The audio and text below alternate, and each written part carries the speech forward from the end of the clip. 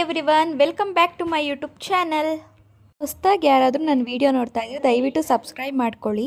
ಇವತ್ತು ನಾನು ರವಾ ವಡೆನ ಹೇಗೆ ಮಾಡೋದು ಅಂತ ತೋರಿಸ್ತಾ ಇದ್ದೀನಿ. ಇದು ತುಂಬ ಕ್ರಿಸ್ಪಿಯಾಗಿ ಬರುತ್ತೆ. ನೀವೊಂದ್ಸಲ ಟ್ರೈ ಮಾಡಿ. ಹಾಗಿದ್ರೆ ಬನ್ನಿ ನೋಡೋಣ ಹೇಗೆ ಮಾಡೋದು ಅಂತ.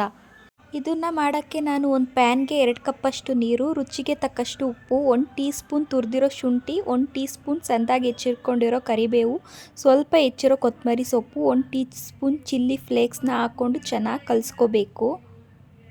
ಈಗ ಇದಕ್ಕೆ 1 ಕಪ್ ಆಗೋಷ್ಟು ರವೆ ಹಾಕೋತಾ ಇದ್ದೀನಿ. ಇದನ್ನು ಚೆನ್ನಾಗಿ ಮಿಕ್ಸ್ ಮಾಡ್ಕೋಬೇಕು. 2 to 3 ಮಿನಿಟ್ಸ್ ಮಿಕ್ಸ್ ಮಾಡ್ಕೋಬೇಕು ಲೋ ಫ್ಲೇಮಲ್ಲಿ.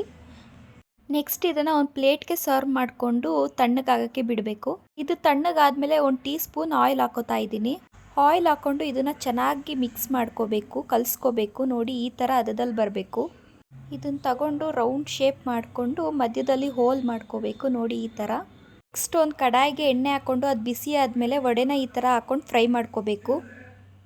ಈ ವಡೆ ತುಂಬ ಕ್ರಿಸ್ಪಿಯಾಗಿ ಬರುತ್ತೆ, ಹಾಗೆ ತುಂಬ ಟೇಸ್ಟಿಯಾಗೂ ಕೂಡ ಇರುತ್ತೆ. ನೀವೊಂದ್ಸಲ ಟ್ರೈ ಮಾಡಿ, ಹೇಗೆ ಬಂತು ಅಂತ ಕಮೆಂಟ್ ಮಾಡಿ.